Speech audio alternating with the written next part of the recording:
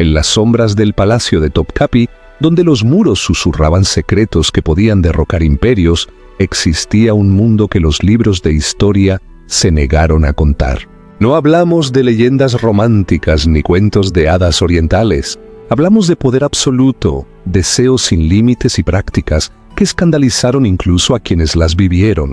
Lo que descubrirás en los próximos minutos cambiará para siempre tu comprensión de uno de los imperios más poderosos de la historia. Imagina un laberinto de salones perfumados con ámbar e incienso, donde cientos de mujeres de todos los rincones del mundo vivían encerradas tras cortinas de seda. Este no era simplemente el hogar de las esposas del sultán.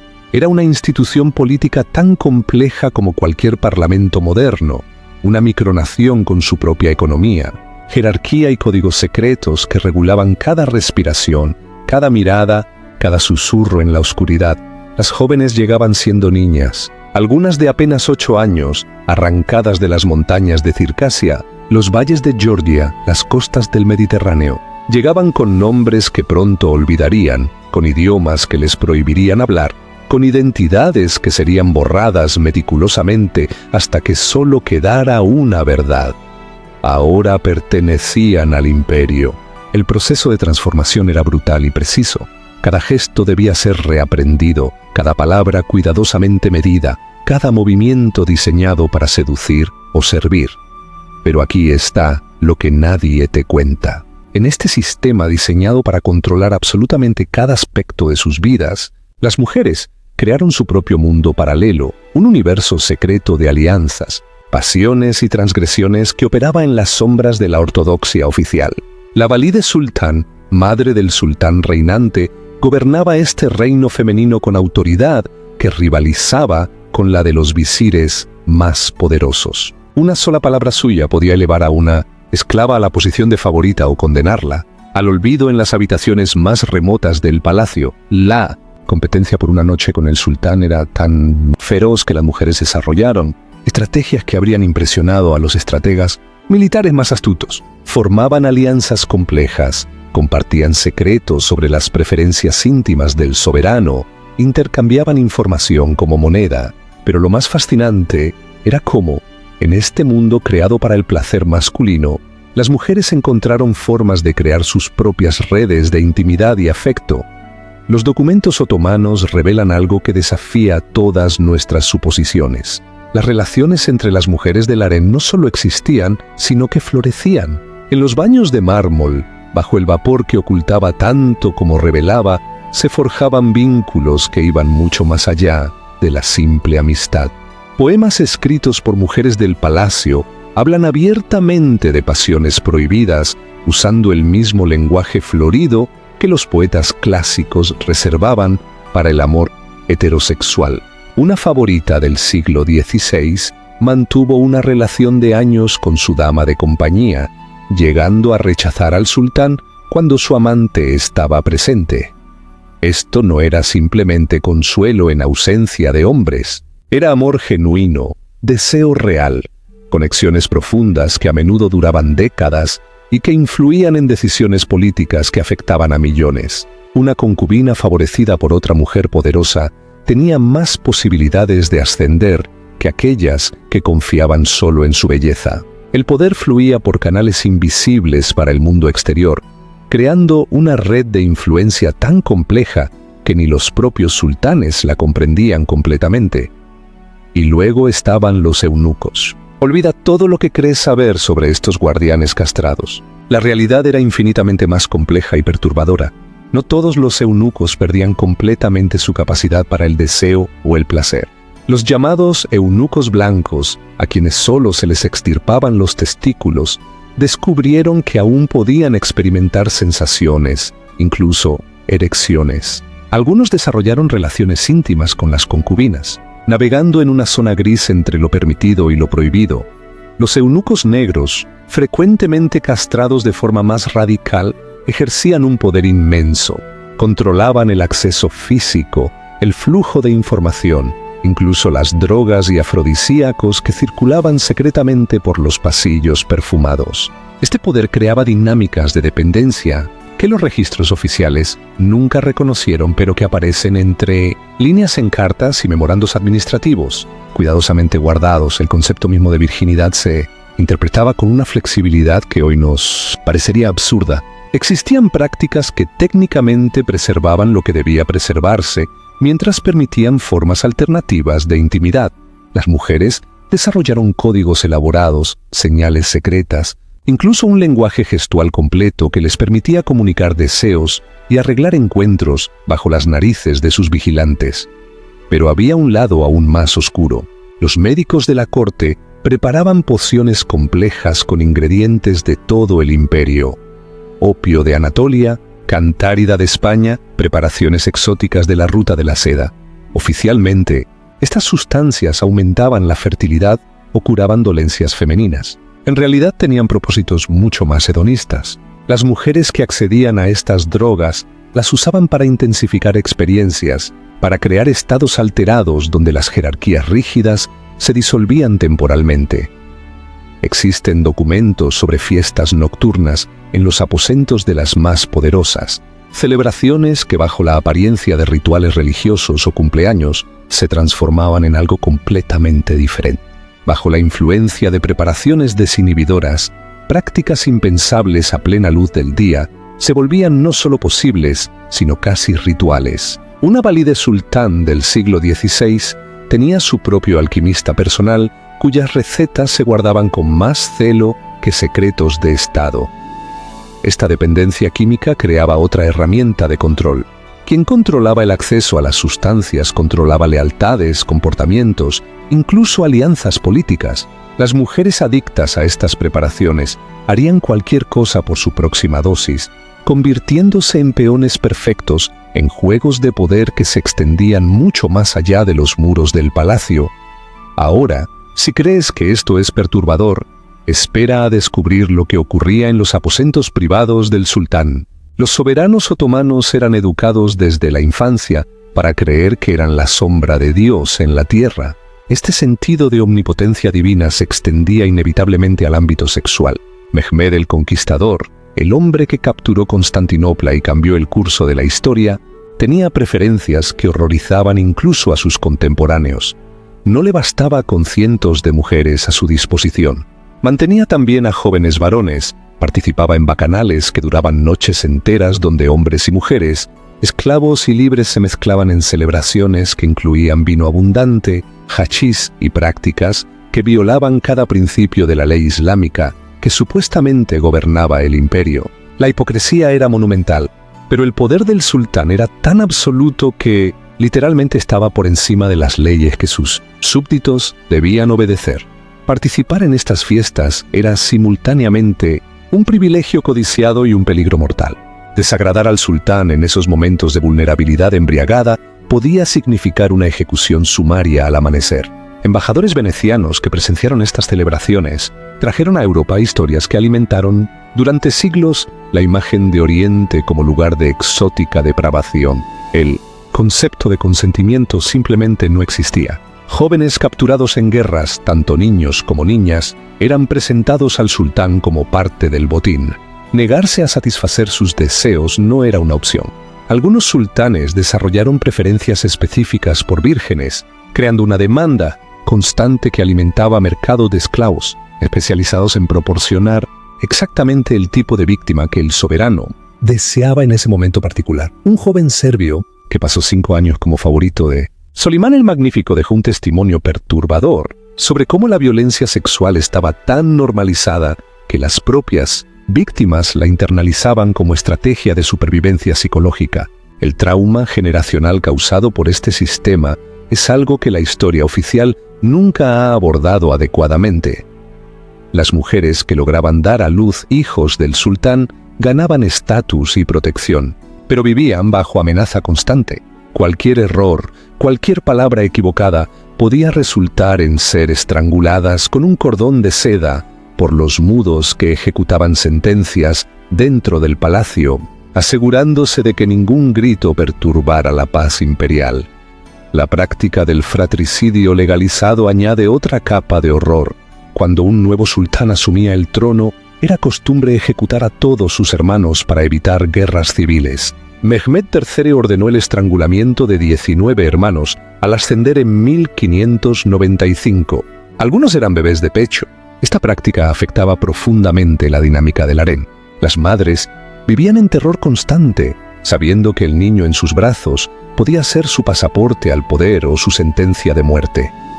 Esto creaba alianzas desesperadas, conspiraciones que incluían envenenamientos, abortos inducidos secretamente a rivales, incluso intentos de sobornar a los verdugos. Algunas mujeres, sabiendo que sus hijos serían asesinados de todos modos, buscaban consuelo con otras concubinas o eunucos. Una desesperación que mezclaba necesidad emocional con completa desintegración de valores morales bajo presión extrema. Durante estos periodos de transición, el harén se convertía en un hervidero de histeria colectiva. Registros franceses mencionan suicidios masivos entre concubinas cuyos hijos habían sido ejecutados.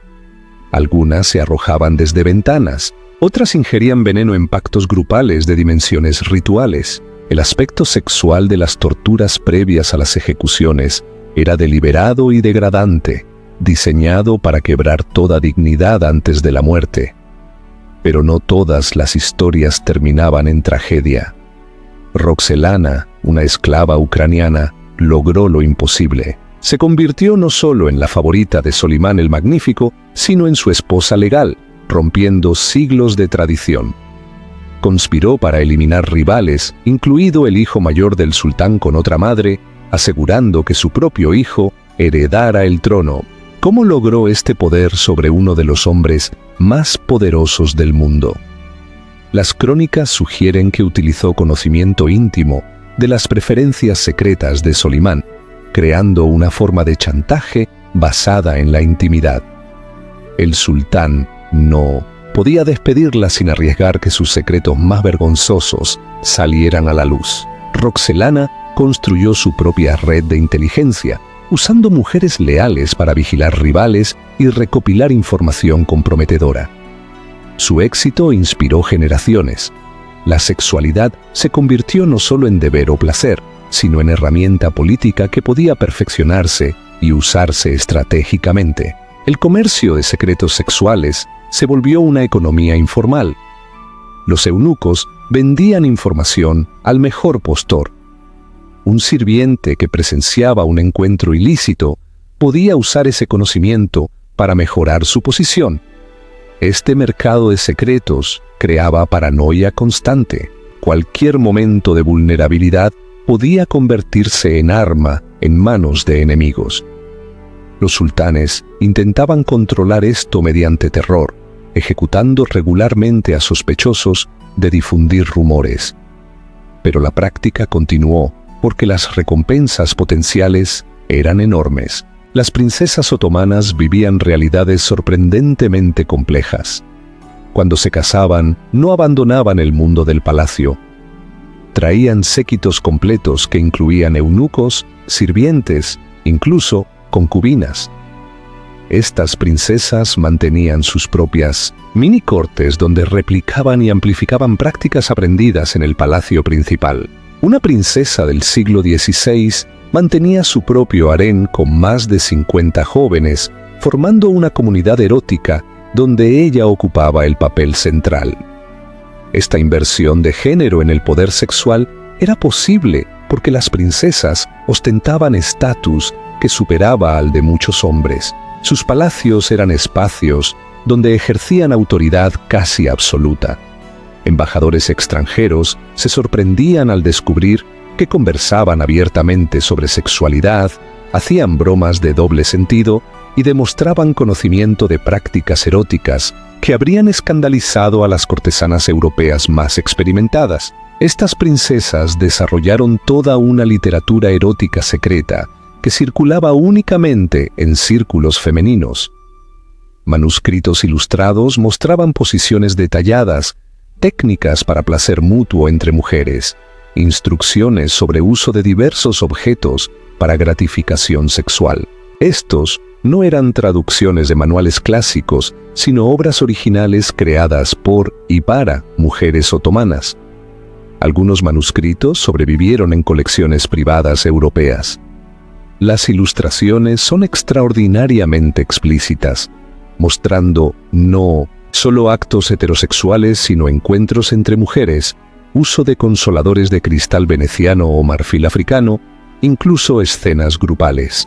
El nivel de detalle anatómico y atención al placer femenino desafía completamente la idea de que las mujeres musulmanas de la época eran ignorantes sobre su propia sexualidad. Pero esta libertad de las élites contrastaba brutalmente con la realidad de esclavas y sirvientas en la base de la pirámide. Mientras princesas y favoritas ejercían preferencias, las mujeres en posiciones inferiores eran completamente vulnerables. Los eunucos que controlaban sectores bajos del harén explotaban a jóvenes esclavas bajo su supervisión, sabiendo que éstas no tenían a quién recurrir. Las mujeres de clase alta usaban a sus esclavas para gratificación sexual de maneras que claramente implicaban coerción.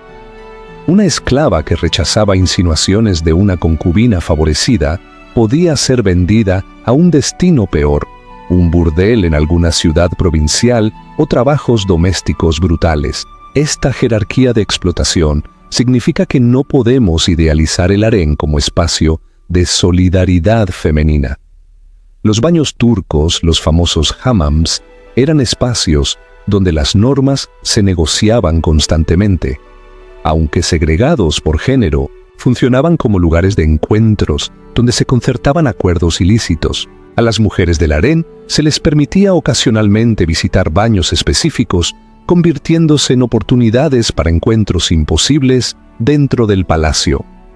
Intermediarias especializadas, generalmente mujeres mayores que habían abandonado el harén, facilitaban conexiones entre mujeres del palacio y parejas externas. Los riesgos eran inmensos: ejecución por estrangulamiento para la mujer, tortura y muerte para el hombre.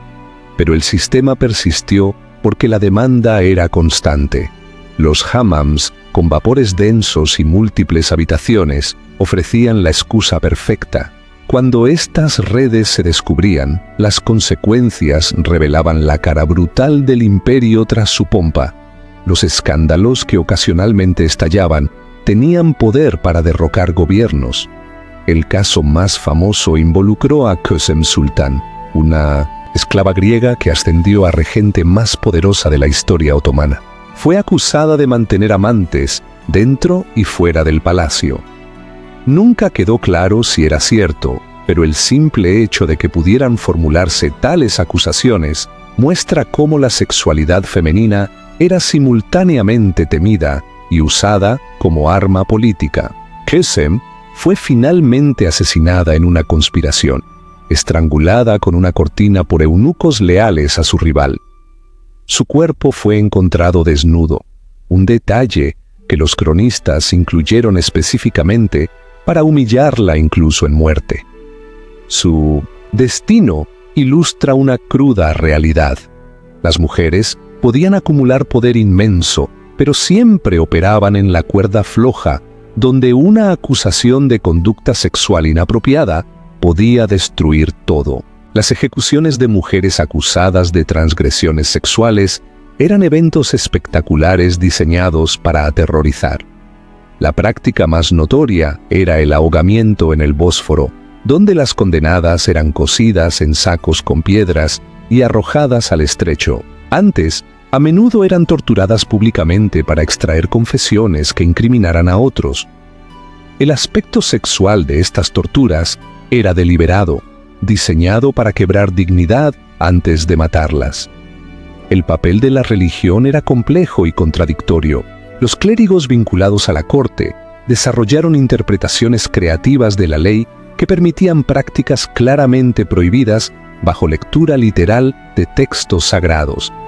La esclavitud sexual se justificaba mediante versículos específicos del Corán, pero la escala industrial en el Imperio Otomano fue mucho más allá de lo contemplado en textos originales. Algunos sultanes consultaban consejeros religiosos antes de introducir nuevas prácticas, buscando opiniones que ofrecieran cobertura religiosa para cualquier cosa que desearan hacer.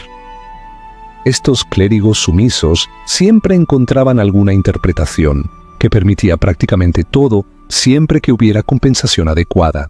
Esta corrupción religiosa creó cismas entre clérigos de corte y eruditos independientes de provincias, quienes consideraban estas adaptaciones como apostasía.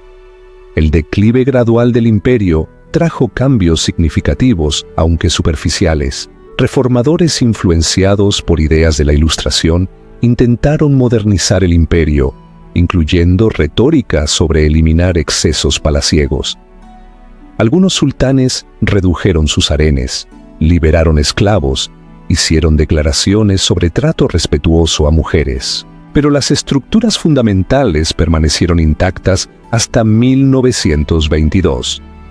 La transición a la República bajo Atatürk finalmente destruyó legalmente estas instituciones, prohibiendo poligamia y esclavitud, estableciendo igualdad de género. Sin embargo, actitudes culturales moldeadas por siglos no desaparecieron de la noche a la mañana. Las mujeres que habían vivido en el harén se encontraron en un mundo sin lugar para ellas. Muchas cayeron en prostitución o dependencia de caridad. Los últimos eunucos corrieron destinos particularmente trágicos. Uno de los últimos jefes de eunucos vivió hasta la década de 1950, muriendo en absoluta pobreza en una pequeña habitación de Estambul. Su historia, preservada por un periodista que lo entrevistó, es devastadoramente triste. Hablaba con nostalgia del harén como época dorada, aparentemente incapaz de reconocer los horrores que había perpetrado y sufrido. Entonces, ¿qué hacemos con esta historia ahora? Primero, resistimos la tentación de usarla para alimentar prejuicios contra culturas o religiones específicas. La capacidad humana para la crueldad cuando no se controla es universal. Segundo, usamos esta historia como lente para examinar estructuras de poder que aún existen hoy, preguntándonos dónde concentraciones similares de poder irresponsable permiten explotación de